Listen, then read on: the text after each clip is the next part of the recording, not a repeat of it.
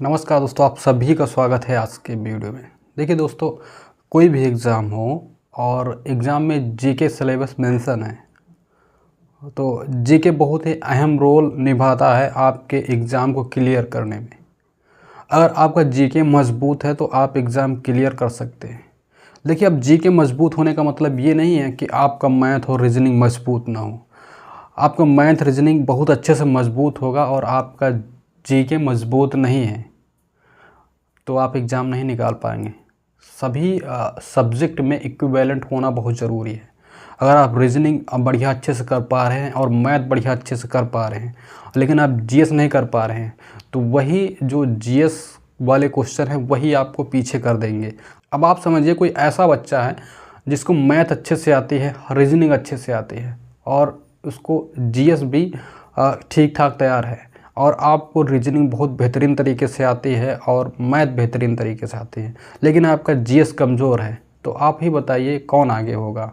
GS वाला तो अच्छा स्कोर, अगर जीएस वाले ने अगर आपसे 4-5 क्वेश्चन जीएस में फंसा दिए तो आप उससे पीछे हो जाएंगे, क्योंकि मैथ तो लगभग सभी की मजबूत हो जाती है। जीएस ऐसी चीज़ है सबका मजबूत नहीं होने आता है। तो मैं आपको बताऊंगा आज के वीडियो में किस प्रकार से आप जीएस की तैयारी कर सकते हैं और एक बार तैयार करिए और सभी एग्ज़ाम के लिए वो काम आ जाएगा। तो कुछ पॉइंट लिखे हैं बोर्ड पर, जैसे कि मैंने लिखा है किसी भी एग्ज़ाम के लिए जीके की तैयारी कैसे करें। देखिए, लोग क्या गलती करते हैं जीके को तैयार करने के लिए, वो भी मैं आपको बताऊंगा। वो आपको गलती नहीं करनी है, ठीक है। और नोट कैसे बनाएं, नोट आपको प्रॉपर कैसे बनाने चाहिए वो भी मैं आपको बताऊंगा। और जीके याद कैसे करें वो भी मैं आपको बताऊंगा। और सबसे अच्छी बुक कौन है वो भी मैं आपको बताऊंगा।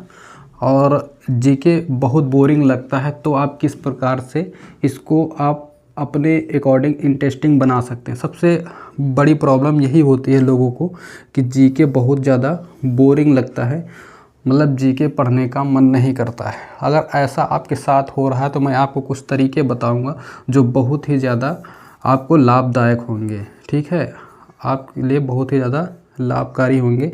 आप ये तरीके अपनाइए जो मैं आपको आगे बताने वाला हूँ। अगर आपको जीके जो है बहुत ही ज़्यादा बोरिंग लगता है तो अब देखिए, सबसे पहले तो मैं आपको बताऊंगा कि लोग क्या गलती करते हैं जीके पढ़ने के लिए।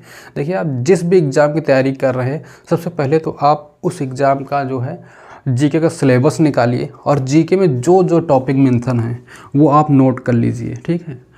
और आप बुक हो आपके पास या कोई नोट्स हो, आप वो जो टॉपिक सिलेबस में मेंशन हो वो आप उसमें हाईलाइट कर लीजिए अपनी नोट्स या बुक में कि हमें ये टॉपिक पढ़ने हैं इस एग्ज़ाम के लिए।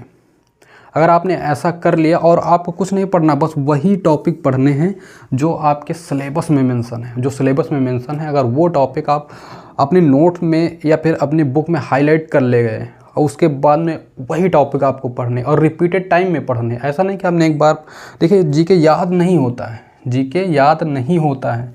आप रिपीटेड टाइम पढ़ेंगे और जब आप क्वेश्चन पेपर हल करेंगे या फिर जब आप एग्ज़ाम में बैठेंगे, जब आपके सामने पेपर होगा और पेपर पर क्वेश्चन छपा होगा, तब आपको लगेगा हाँ ये क्वेश्चन हमने पढ़ा। अगर आपने वास्तव में एक बार ऐसे ऊपर ऊपर भी पढ़ गए होंगे ना, तो अगर वो एग्ज़ाम में आपके सामने आएगा तो आप उसको कर ले जाएंगे, वो आपको माइंड में क्लिक करेगा। अब देखिए, नोट्स कैसे बनाएं।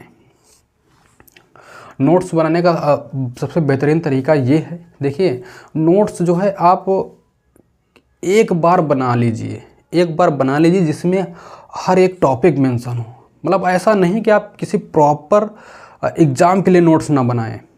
अब ऐसा नहीं कि आप सीजीएल की तैयारी कर रहे हैं तो सीजीएल के नोट्स बनाएं और आप यूपी पुलिस की तैयारी कर रहे हैं तो यूपी पुलिस के लिए नोट बनाएं, ऐसा ना करें। देखिए, आप बुक उठाइए, 1 से 1, 2, 3 जो भी बुक हो, आप कोई भी बुक हो उठाइए या फिर कोई भी, मतलब आपने पेड कोर्स किया हो वहाँ से उठाइए। अब अगर आप पेड कोर्स भी कर रहे हैं तब भी आपके पास बुक होनी ज़रूरी है। अगर कोई भी टॉपिक पेड कोर्स में पढ़ाया गया है और आपने उसके नोट्स बनाए हैं तो आप बुक में देखिए कौन कौन से टॉपिक छूट रहे हैं, वो सारे के सारे टॉपिक उसमें लिख लीजिए। अब ये मान लीजिए अगर आपने पढ़ा वैदिक काल, अब वैदिक काल से संबंधित जितने भी टॉपिक, जितने भी क्वेश्चन बने हो, जितने भी आपके पास पेड कोर्स में पढ़ाए गए हों, जितने भी आपके पास कोई बुक हो उसमें हो, तो मतलब वो एकदम मेंशन कर लीजिए। और मतलब जीके का जो है, अगर इतिहास है तो इतिहास का पूरा टॉपिक टू टॉपिक, पूरे टॉपिक के नोट्स बनाइए। और जब आप किसी एग्ज़ाम की तैयारी करें तो आप वो नोट्स उठाएं, और जब आप नोट्स बनाएंगे ना तो 2-3 पेज पहले की स्टार्टिंग में छोड़ दीजिए। स्टार्टिंग में आपको उसमें ये लिख दीजिए कि हमने इस नोट्स में कौन कौन से टॉपिक मेंशन किए, मतलब किसके। फिलहाल आपको कोशिश करनी है कि कोई भी टॉपिक, अगर इतिहास के नोट्स बनाए तो इतिहास का कोई भी टॉपिक ना छूटने पाए उस नोट में, भले वो आपके एग्ज़ाम में हो या ना हो। उस टॉपिक में नोट्स आपके नोट्स में वो टॉपिक होना चाहिए। आप एग्ज़ाम की जब तैयारी करें तो भले उसको आप तैयार ना करें, लेकिन आपके नोट्स में वो टॉपिक मेंशन ज़रूर होना चाहिए। और जब आपके मतलब वो आपके नोट्स में वो टॉपिक होगा, और उसके बाद में जब आप किसी भी एग्ज़ाम की तैयारी करें, आप एक बार इस प्रकार से अगर नोट्स आपने बना लिए तो आप कोई भी एग्ज़ाम की तैयारी करें, आपके लिए वो वही नोट्स आपके लिए हर बार वही काम आएंगे, आप कितने भी एग्ज़ाम दीजिए। ठीक है। अब देखिए, अब क्या करना है, जब आप तैयारी करेंगे और आपने नोट्स में सारे टॉपिक मेंशन कर लिए हैं, तो जब भी आप तैयारी करें उसका सिलेबस निखारें, बस उसके टॉपिक को हाईलाइट करें कि हमें ये टॉपिक पढ़ने हैं इस नोट्स से, आप वो टॉपिक उठा के पढ़ लीजिए। सबसे बेहतरीन तरीका यही है नोट्स बनाने का, कि आप हर एक टॉपिक अपने नोट्स में बनाएं। अब देखिए, जीके याद कैसे करें। सबसे बड़ी दिक्कत यही है लोगों की, जीके याद नहीं होता। तो मैं आपको बता दूं, जीके याद नहीं होता है तो आपको कुछ नहीं करना, बस आपने जो भी नोट्स बनाए, जो भी आपके सिलेबस में टॉपिक मेंशन है, आप उन टॉपिक को पढ़ें। अगर मान चलो कि आपने 2-3 बार 4 बार, मतलब ऐसे ऊपर पढ़ें, ऐसा नहीं कि आपको उसको रटना है, याद करना है, ऐसा कुछ नहीं। बस एक बढ़िया मन लगा के अच्छे से पढ़ें, जैसे कहानी पढ़ते हैं आप लोग, उस प्रकार से आप जीके को पढ़ें। और मतलब बेहतरीन तरीके से आप जीके पढ़ेंगे, मतलब कहानी के तौर पे, बस ऐसे ऊपर एक बार, मतलब वन लाइन, जैसे कि मतलब ऐसे पेपर पर पढ़ा जाता है उस प्रकार से आप पढ़ें। बस उसको मतलब ज़्यादा जोर देकर ना पढ़ें, नहीं हमको इसको याद करना है, ये है वो है, ऐसा कुछ भी नहीं। मतलब बढ़िया आराम से पढ़ें, एकदम निश्चिंत होकर। आप जानते हैं ये क्या होगा, जब आप पढ़ेंगे और जब आपके कोई क्वेश्चन प्रीवियस ईयर जैसे कि आप लगाने लगे, टेस्ट लगाने लगे, आपने वो क्वेश्चन पढ़ा है, और जब वो क्वेश्चन आपके सामने आ जाएगा तो आपके माइंड में तुरंत क्लिक होगा कि हमने ये पढ़ा है और इस प्रश्न का यह उत्तर होना चाहिए। एकदम बेहतरीन तरीके से, आपको याद नहीं होगा, लेकिन जैसे वो क्वेश्चन आएगा आपके सामने, वो आप जान जाएंगे कि ये इसका उत्तर है, क्योंकि आपने उसको पढ़ा है। सबसे अच्छी बुक कौन है? देखिए, सबसे अच्छी बुक मैं ही बताऊंगा कि आपके हैंड रिटन नोट हैं। अगर आपने हाथ से अपने नोट्स बनाए हैं, सबसे बेहतरीन बुक है। आप कोई भी बुक ले लें, मतलब कोई भी कंपनी के कुछ भी ले लें, लूसेंट ले लें या कुछ भी ले लें, किरण पब्लिकेशन के लिए कुछ भी ले लें, लेकिन मैं आपको यही सजेस्ट करूँगा कि आप अपने नोट्स ज़रूर बनाएं। मतलब आप उम्मीद करें कि आपके पास 1-2 बुक हों, और उन 1-2 बुक जो भी हों, 2-3 बुक हो, उन सभी का निचोड़ जो है आपके एक नोट्स में होना चाहिए। और ये सबसे बेहतरीन होता है बुक। और बुक तो आप कोई भी लिख सकते हैं, कोई दिक्कत नहीं। बुक, सभी बुक में वही लिखा रहता है, जो लूसेंट में लिखा रहेगा वही किरण में लिखा रहेगा। बस ये है कि थोड़ा सा आगे पीछे और थोड़ा समझाने का तरीका अलग रहता है। बाकी अगर आप प्रॉपर अपनी खुद नोट्स बनाएंगे तो आपको समझने का तरीका नहीं। और नोट्स बनाए तो मैं यही कहूँगा कि आप फ्लो चार्ट में नोट्स बनाएं। मतलब आपको लाइन में या फिर थ्योरी लैंग्वेज में नोट्स ना बनाएं, क्योंकि देखिए थ्योरी वगैरह जो है वो आपको बुक में मिल जाती है। थ्योरी के टाइम में आप फ्लो चार्ट बढ़िया अच्छे से सजा के बनाइए, मतलब कि ऐसे स्क्वायर है, ट्रायंगल में लिखिए, जो भी टॉपिक है ट्रायंगल में लिखिए, और बादल वादल बना लीजिए और गोला बना लीजिए, मतलब सजा के लिखिए, जिससे आप मतलब आप पढ़ें तो आपको बोरिंग ना लगे आपको नोट्स।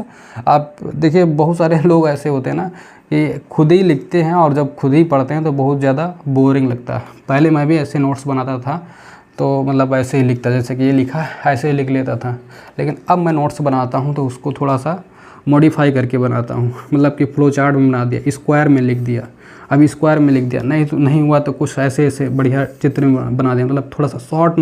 अब देखिए ऐसे बनाने में थोड़ा शॉर्ट भी हो जाता है और मतलब माइंड पर जो ज़्यादा जोर भी नहीं देना पड़ता है और मतलब बढ़िया अच्छे से क्लिक हो जाता है कि हाँ इसको ऐसे ऐसे रिवाइज़ करना है। और रिवाइज़ करने के टाइम में बहुत ज़्यादा आसानी होती है जब आप फ्लो चार्ट के माध्यम से अगर आप पढ़ाई करते हैं, रिवाइज़ करते हैं, तो बहुत ही बेहतरीन तरीके से आप रिवाइज़ कर सकते हैं कम समय में। अब देखिए क्या होगा कि अब मैं आपको बताऊंगा कि जो है जीके बहुत बोरिंग लगता है तो आप क्या करें। देखिए सभी की प्रॉब्लम होती है कि जीके बहुत ही बोरिंग लगता है, मुझे भी बहुत बोरिंग लगता है और ये बोरिंग वाली आदत आप छुड़ा सकते हैं। देखिए जीके पढ़ना सभी को अच्छा नहीं लगता क्योंकि जीके तो बोरिंग सब्जेक्ट है ही है। मैं आपको कुछ तरीका बताऊंगा। देखिए जीके अगर आपको पढ़ने में थोड़ा सा अच्छा नहीं लग रहा या फिर आपका मन नहीं लग रहा तो मैं आपको यही बताऊंगा कि अगर आप कोई कहानी की बुक ले लीजिए, ठीक है, कोई कहानी की बुक ले लीजिए, नॉवेल की बुक ले लीजिए। अगर घंटे में आप दिन में 1-8 घंटा नॉवेल या कोई कहानी पढ़ रहे हैं तो आपका जो पढ़ने का तरीका है, जीके को कैच करने का तरीका है, वो बदल जाएगा और आप बेहतरीन तरीके से जीके को कैच कर पाएंगे। अगर आप कहानी पढ़ते हैं, देखिए कहानी की बुकें पढ़ना ये आपके सिलेबस में तो नहीं है लेकिन ज़रूरी है। आपका जो माइंड सेट है ना वो बहुत ही बेहतरीन तरीके से ये सेट कर देंगी। अगर आप मतलब जो भी पढ़ेंगे आपको बहुत अच्छे से कैच होगा। तो कहानी पढ़िए, नॉवेल पढ़िए और कविताएं भी पढ़िए और ये बेहतरीन तरीके होती हैं। जब आप इनको पढ़ेंगे तो आप जीके का जो मतलब निचोड़ है वो बहुत अच्छे से आप अपने माइंड में कवर कर पाएंगे। दोस्तों उम्मीद करूंगा कि आपको वीडियो अच्छा लगा होगा। वीडियो अच्छा लगा हो तो वीडियो को लाइक करें और दोस्तों के साथ शेयर करें और नए हो चैनल पर सब्सक्राइब ज़रूर करें। फिर मिलेंगे आपको अगले वीडियो में नई जानकारी के साथ। तब तक के लिए जय हिंद, जय भारत।